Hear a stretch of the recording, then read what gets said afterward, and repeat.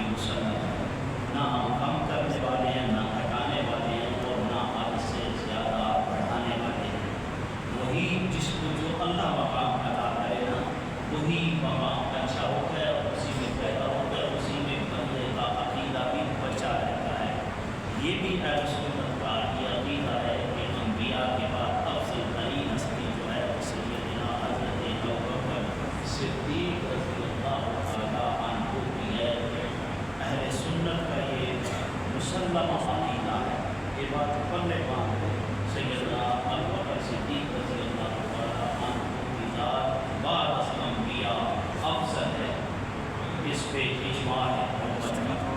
तो सैयदना इमाम हुसैन रज़ी अल्लाह तआला अन्हु आप रसूलुल्लाह के घर में पैदा हुए, यानी आपकी बेटी में आपने फरमाया ना फातिमा मेरी जिगर का टुकड़ा है और अली मेरा भी।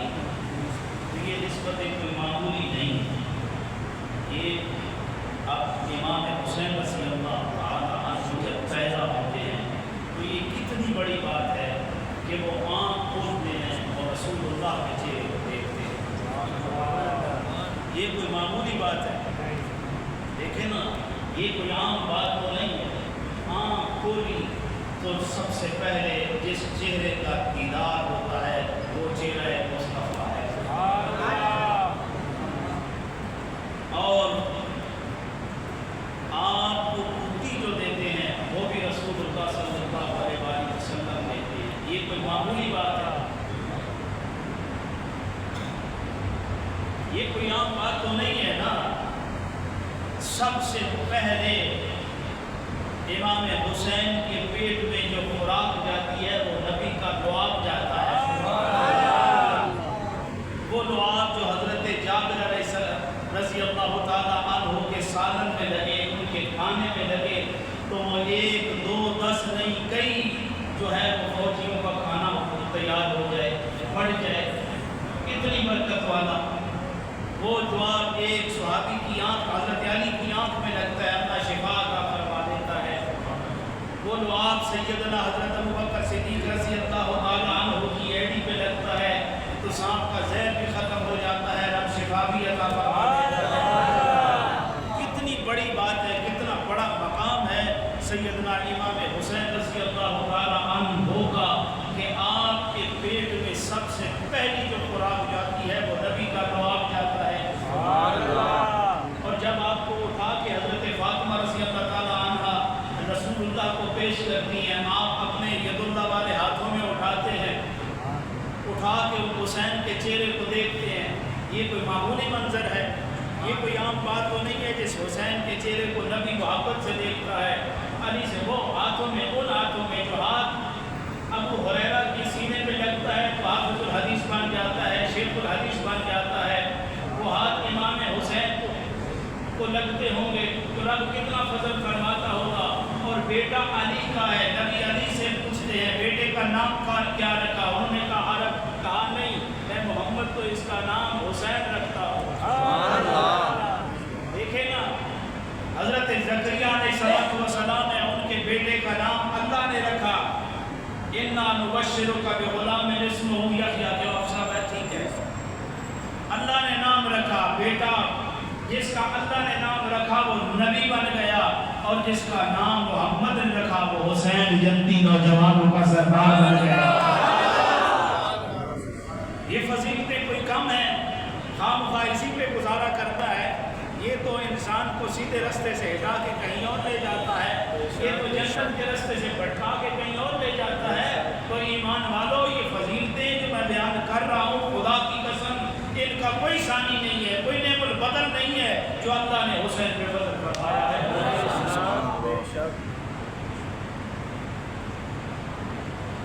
उधर अल्लाह ने नाम रखा वो नबी बन गया। नबूवत के मामूली मकाम तो नहीं है ना,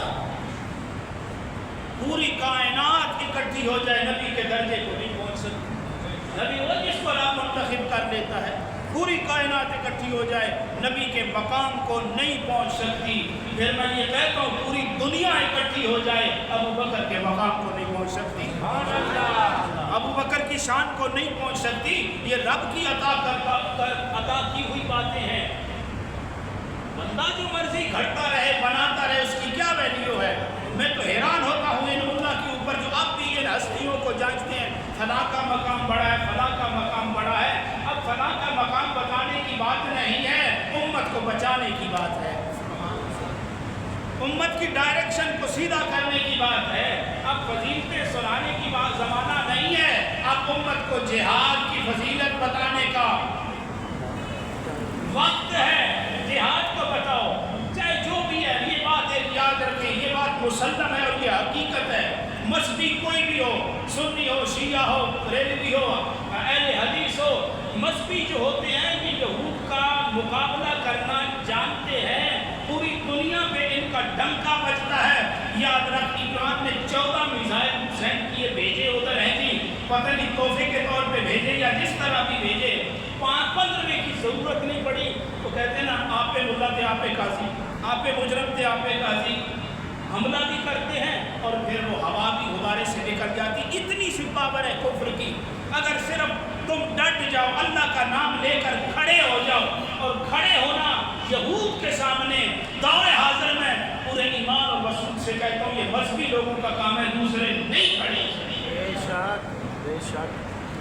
اگر امت مسلمہ اکٹھی ہو جائے تو نام کے لیے کرتے ہیں نا، دنیا کو چمکانے کے لیے کرتے ہیں نا، اقتدار کے لیے کرتے ہیں نا، ملا ہے، پیر ہے، وزیر ہے، ہر بھی اشتہار کیوں لگاتے ہیں، اپنی ایڈورٹائزمنٹ کیوں کرتے ہیں؟ کوئی عزت مل جائے۔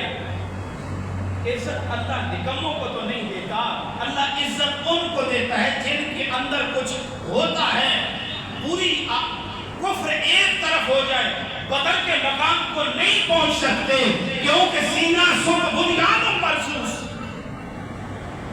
ٹھہر گئے تھے، رک گئے تھے، عقیدہ تھا اللہ دیکھ رہا ہے، اللہ مدد کر رہا ہے۔ اتنی سی بات تھی، ایک طرف عالم کفر ہے اور ایک طرف مٹھی بھر میرے نبی کے اصحاب ہیں۔ رب نے فتح کن کو دی؟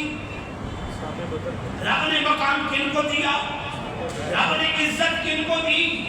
آج بھی جن پہ رب کا فضل ہوتا ہے وہ کون ہے؟ وہ بدر والے ہیں۔ اور پھر آگے چلو، ایک طرف پوری حکومت مارنے والی ہے اور ایک طرف چند ساتھیوں کے ساتھ حسین اپنے گھر والوں کے ساتھ ظالموں سے مار کھاتا ہے۔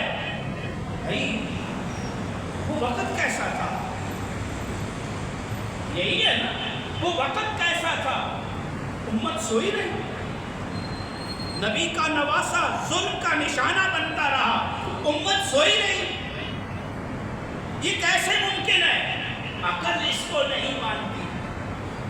یہی سوال ذہن میں اٹھتا ہے نا کہ مسلمان مارتے رہے، مسلمان مارتے رہے، نبی کا نواسا ظلم و ستم کا نشانہ بنتا رہا، سر کو نیزے پہ اٹھائے رکھا، عورتوں کو قیدی بنائے رکھا، امت مسلمہ کی غیرت نہیں جاگی؟ بھائی اس وقت بھی ایسے ہی حالات تھے جیسے آج ہیں۔ اب آپ پریشان ہوتے ہوگے کہ آج کیسے حالات ہیں، اس وقت بھی حالات ایسے تھے۔ یزید اپنے حکمرانی کو طول دے رہا تھا، نبی کے گھر پہ ظلم و ستم ہو رہا تھا، امت خاموش تھی۔ اس وقت تو میڈیا بھی نہیں تھا، خبر بھی مہینوں کے بعد پہنچتی تھی۔ آج تو میڈیا بھی تیز ہے، صبح کی خبر 1 گھنٹے کے بعد، چاہے وقوع کے 1 گھنٹے کے بعد خبر پوری دنیا کے انسانوں کے کانوں میں پہنچ جاتی ہے۔ بتاؤ نا، 57,000 فلسطینی شہید ہو گئے، امت مسلمہ کے کانوں پہ کوئی جھوٹ نہیں ملیا جاتی ہے؟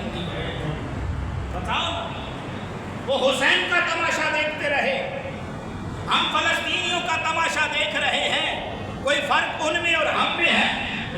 بتاؤ، ادھر 72 تن تھے، ادھر 57,000 ہو گئے ہیں، ہمیں کوئی فکر ہے؟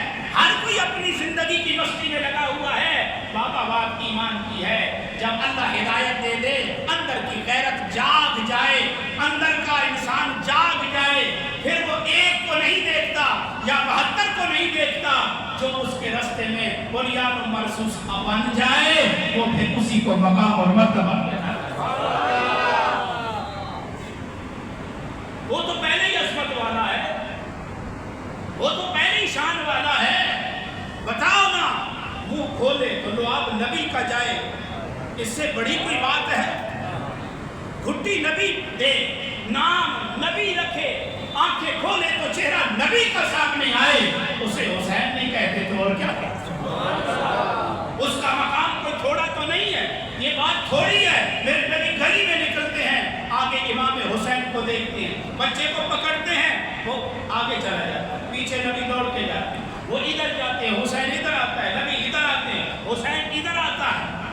جب میرے نبی پکڑتے ہیں, پکڑ کے بازو سے اٹھاتے ہیں, اٹھا کے ہونٹوں پہ بوسہ دیتے ہیں, میں اپنی ساری کائنات حسین کے ہونٹوں پہ قربان نہ کر دوں جس میں میرے نبی بوسہ دیتے ہوں. اس حسین کا مقام کوئی مرتبہ تھوڑا ہے, ان گانوں پہ میں اپنی کائنات نہ قربان کر دوں جن گانوں پہ میرا نبی بوسہ دیتا ہوگا. اور اس حسین کی شان کیا ہوگی؟ کون کہتا ہے ان کے آپس میں اختلافات تھے؟ کون کہتا ہے؟ کبھی میں پہلے بھی عرض کر چکا ہوں, کوئی اپنے دشمنوں کے بیٹوں پہ, اپنے دشمنوں کے ناموں پہ اپنے بیٹوں کا نام رکھتا ہے؟ تو بولو تو صحیح. کوئی اپنے دشمنوں کے ناموں پہ, اپنے دشمنوں کے ناموں پہ اپنے بیٹوں کے نام رکھتا ہے؟ علی کے گھر میں پیدا ہوتا ہے تو ابو بکر پیدا ہوتا ہے, علی کے گھر میں پیدا ہوتا ہے تو عمر پیدا ہوتا ہے, علی کے گھر میں پیدا ہوتا ہے تو عثمان پیدا ہوتا ہے. ان تینوں میں سے, تینوں نام والوں میں سے دو کربلا میں شہید ہوتے ہیں, وہ جائے علی کے ہیں, وہ جائے علی کے ہیں, وہ علی کے گھر میں پیدا ہونے والے ہیں. وہ تو آپس میں اللہ جو کہتا ہے رحماء بینہم, وہ تو آپس میں شیر و شکر تھے, شیر و شکر تھے. منبر رسول پہ سیدنا ابوبکر صدیق بیٹھے ہیں, شہزادہ آتا ہے اگر کھڑاتے ہوئے, کہتا ہے وہ وقت بھی ایسا تھا نا, آ کے کہتا ہے یہ منبر میرے نانا کا ہے, مجمع پہ قرآن بن جاتا ہے, چیخو پکار لسان رسول بھی لیا گیا ہے. بتاؤ صحابہ کے دل پہ کیا گزرتی ہوگی جب حسین نے دیکھا میرے نانے کے منبر پہ آج تو کوئی اور بیٹھا ہے, پیچھے اسلام میں امیر کی اطاعت بھی واجب ہے, اس مجمع میں علی بھی بیٹھے ہیں. میرے بھائی علی تو کھڑے ہو کے کہہ رہے, اشارہ کر رہے ہیں, یا امیر المومنین یہ بچہ ہے, آگے بھی تو کوئی عام نہیں تھا, رازدار نبوت تھا, میرے نبی کا یار تھا, میرے نبی کا ساتھ دینے والا ابو بکر تھا, میرے نبی سے محبت کرنے والا ابو بکر تھا. سن میرے بھائی, جواب سنے گا, میرے سینے میں ٹھنڈ پڑ جائے گی. ابو بکر نے کہا حسین یہ منبر بھی تیرے نانا کا ہے, یہ غلام بھی تیرے نانا کا ہے, یہ منبر بھی تیرے نانا کا ہے, یہ غلام بھی تیرے نانا کا ہے.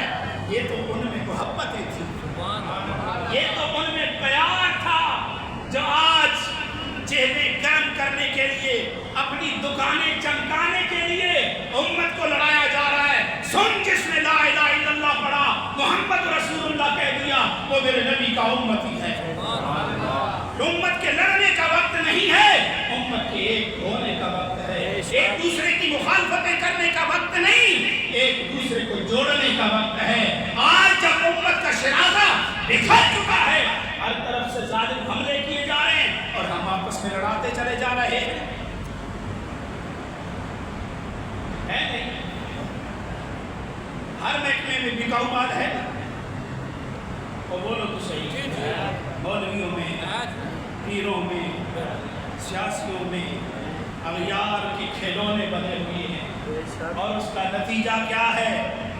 امت دن بدن رسوائی کا شکار ہو رہی ہے. خدا کی قسم, خدا بھی وہی ہے, مصطفیٰ بھی وہی ہے, قرآن بھی وہی ہے, اسلام بھی وہی ہے, اسلام کا فیض بھی وہی ہے. جب یہ خیبر میں سامنا نہیں کر سکے تو آج کہاں پہ سامنا کر سکتے ہیں؟ بات یہ ہے کہ تیری نکیل جو ہے نا, یہ یہودیوں کے ہاتھ میں ہے, جس کے نتیجے میں میں یہ ویسے بات نہیں کرتا, میں دلیل سے بات کرتا ہوں. آج آپ ریسرچ کرتے ہیں, اس پہ کرتے ہیں, گوگل پہ کرتے ہیں نا, جو بھی پی ایچ ڈی کرتا ہے, ایم فل کرتا ہے, LLM کرتا ہے, یا کسی میں MS کرتا ہے, وہ ریسرچ کرتا ہے, تو ریسرچ کے لیے وہ محتاج کس کا ہے؟ وہ کہ کاپی کا پیسٹ ہوتا ہے اکثریت, اور اس میں سے پریجنزم توڑ کے یہ ڈگری ہاتھ میں آ جاتی ہے, اور وہ ڈگری پھر ڈگری رہتی ہے. میں تو ان چوریوں کی بھی جانتا ہوں, میں پڑھے لکھوں کی حرام ٹوپیوں کو بھی جانتا ہوں, میں ان کی اصلیت کو بھی جانتا ہوں. میں ایک نہیں, میں 2 دفعہ, ایک دفعہ ایم فل اور ایک دفعہ LLM کر کے کہہ رہا ہوں، کاپی کٹ پیسٹ کیا، اس کی پلیجرزم توڑی اور توڑنے کے بعد اس کو کتاب کی زینت بنا دی. جی بیٹے نے LLM کر دیا، بیٹے نے MPhil کر دیا، بیٹے نے MS کر دیا. یہی ہے نا. پھر بڑے دھڑنے سے کہتے ہیں مولوی کو کیا پتا، یہ تو دقیانوسی ہے. آپ بیٹھ مولوی کے سامنے، تجھے پتا چلے علم کیا ہے اور علم کی حقیقت کیا ہے. ہمارے محکمے یہ رٹا نہیں ہے، ہمارا محکمہ یہ چوری سے نہیں آگے چلتا. یہاں پہ تو پھر 1,24,000 صحابہ ہیں،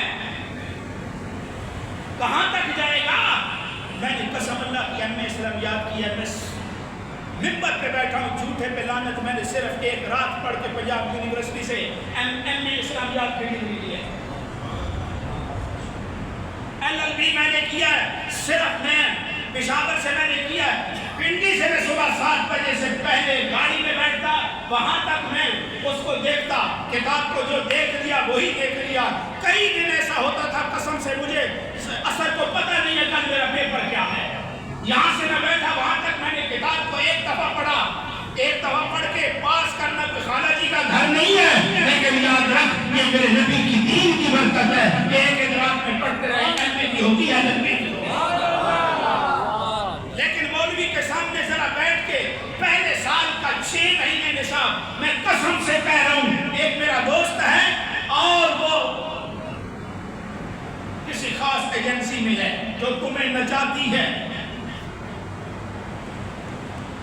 تمہارے بڑوں کو نچاتی ہے. مجھے کہتا ہے میں نے دین کا علم حاصل کرنا ہے. میں نے اس کا مدرسے میں داخلہ کروا دیا. 6 مہینے کے بعد میرے اسٹوڈنٹ بھی جانتے ہیں، 6 مہینے کے بعد کہتا ہے قاری صاحب یہ تو مجھے سمجھ ہی نہیں لگتی. اور میں نے کروایا بھی داخل کسی وجہ سے تھا. بڑے وصول سے کہتا ہے میں تو MA ہوں، میروں کو کیا پتا، یہ تو میرے کھبے ہاتھ کی، میری ایک انگلیوں کی چٹکارے کی بات ہے. 6 مہینے کے بعد میں نے کہا سنا بابا مزہ آیا نہیں آیا.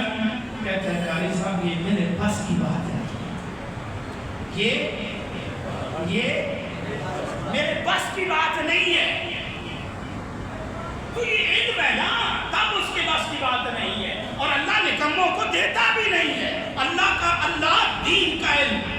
بات سنو، زبان درازی کرتے ہو نا، ایمان سے بتاؤ افضل ترین ذات کس کی ہے؟ پوچھا بولو. افضل ترین ذات کس کی ہے؟ جس کے مقابلے کا کوئی نہیں، جو وحدہ لا شریک ہے، جو مطلق العنان بادشاہ ہے، جو چاہے کرے، اس کے سامنے کوئی رکاوٹ بننے کی جرت نہیں رکھتا. وہ رب وحدہ لا شریک اللہ ہے. اس کے بعد سب سے بڑی افضل ذات کون ہے اس کی مخلوق میں؟ اپنے ایمان سے بتاؤ. بولو تو صحیح، پریشان کیوں ہو گئے ہو؟ ہم ممبر پہ بیٹھ کے پیسے نہیں مانگتے، ہم نبی کا دین پیش کرتے ہیں. رسول اللہ کی ذات ہے. اور کتابوں میں علم میں سب سے مسلم علم، جس کو 1450 سال کی طویل ترین مدت میں پوری دنیا دل لگا کے بیٹھی ہے، جس کے زبر کو زیر اور زیر کو زبر اور اس کی پیش اور جزم کو بھی کہیں تبدیل نہیں کر سکے، وہ کتاب کون سی ہے خود بتا دو. بولو تو صحیح. وہ کون سی کتاب ہے؟ وہ کون سی کتاب ہے؟ خدا کو وحدہ لا شریک مانتے ہو، نبی کو کائنات میں افضل ترین مانتے ہو، کلام اللہ کو اس جیسا کوئی کلام نہیں مانتے، پھر اس کے پڑھنے پڑھانے والے کو جاہل اور گناہ مانتے ہو.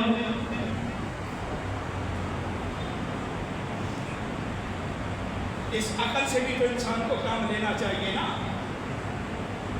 میں تو چلو جیسا بھی ہوں، میں تو آپ کی انگریزی کو بھی اس طرح کرتا ہوں، عربی کو بھی. اللہ کا فضل ہے بھائی، تو دین پڑھو، دین پڑھاؤ، یہ حسینیت ہے.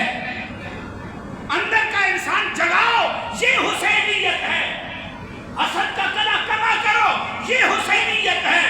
رشتوں کا حیا کرو، یہ حسینیت ہے. چھوٹوں کا حیا کرو، یہ حسینیت ہے. دین کے لیے جان اور مال لگاؤ، یہ حسینیت ہے. یہ حسینیت ہے. ایک دن حسین کے نام کی سبیل پی کے رزق کو حرام کر کے 11 مہینے مسجد میں نہ آئے، قرآن کو نہ کھولے, قرآن کی اشاعت کے لیے 10 روپے دینا گوارا نہ کرے اور کہے یا حسین یا حسین یا حسین. منافقت نہیں تو کیا ہے؟ بولو تو صحیح. منافقت نہیں تو کیا ہے؟ جس ملک میں جج تو نبری کرے, کھانے میں غریب انسان جانا گوارا نہ سمجھے, وہ کیا کہے کہ ہم حسینیت کو پال رہے ہیں یا یزیدیت کو پال رہے ہیں؟ اپنے مرضی. اس پہ میرا بیان ہے.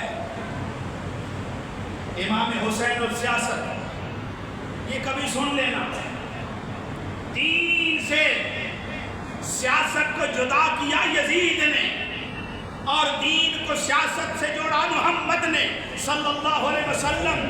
دین کو سیاست سے جوڑا ابو بکر صدیق نے, دین کو سیاست سے جوڑا ابو بکر صدیق نے, دین کو سیاست سے جوڑا عمر فاروق نے, دین کو سیاست سے جوڑا عثمان غنی نے, دین کو سیاست سے جوڑا حضرت علی نے, دین کو سیاست سے جوڑا حضرت امام حسن نے, دین کو سیاست سے جوڑا حضرت امیر معاویہ نے, دین کو سیاست سے جوڑا حضرت عمر بن عبد العزیز. سیاست میں اللہ کا کام نہیں ہے تو تیرے ابے کا کام ہے. نبی کے 13 سال کو چھوڑ کے 10 سال کو کہاں رکھو گے؟ مت جائروں والی باتیں کرو, مت یہود اور نصارہ کے نصاب کو اپنی امت میں پروموٹ کرو. امت میں پروموٹ کرتے ہو تو رسول اللہ کی بات کو کرو, جس سے تمہاری بات ہے, جس کی بات کی وجہ سے تمہاری قبر میں بھی شرمائی ہوگی, تمہاری حشر کے میدان میں بات منوائی جائے گی, وہ بات رسول اللہ کی ہے. تو اپنے اندر قوت پیدا کرو, غیرت پیدا کرو. اگر یہودی فلسطینیوں کو مارتا ہے, میں اور کچھ نہیں کر سکتا, اس کی مصنوعات کو چھوڑ تو سکتا ہوں نا, پر ہماروں میں بھی شرم نہیں ہے نا. میں نے ایک دفعہ کہا تھا, ہماری دکانوں پہ جو صابن بکتا ہے, قسم اللہ کی, اس کو اگر کھوتے کو بھی نہلاؤ نا, اس کو بھی خارش شروع ہو جائے گی. یہ ہماری حالت ہے. یہ مسلمان ہیں جنہیں دیکھ کے شرمائے ہو, بھائی بھائی کا حصہ کھا رہے ہیں, حسین کے نعرے مار رہے ہیں, بھائی بھائی کی وراثت, بہن کی وراثت کو ہڑپ کر رہا ہے اور حسین کے نعرے مار. یہ کیا دین ہے؟ یہ دین نہیں ہے, یہ اپنے سے دھوکا ہے. اگر حسینی بننا چاہتے ہو, اللہ سب کو بنائے. آمین. آمین کہنے زبان نہیں کھلتی. اللہ سب کو حسینی بنائے. جب حسینی بن جاؤ گے پھر لالچ اللہ سے رکھو گے, توقع اللہ سے رکھو گے, ڈرو اللہ سے, ڈرو گے اللہ سے, بات اللہ کی مانو گے, پھر اللہ کی بات کی قدر کرو گے. اہل کی بات کی کوئی قدر نہیں کرو گے. پھر تمہارے پیر لٹیرے نہیں ہوں گے, تمہارے سکولیے لوٹیں گے نہیں, علم نبی کا دیں گے جو نبی نے دیا ہے. پھر مزہ آئے گا علم حاصل کرنے کا, دین کی بات کرنے کا. جزاکم اللہ خیر.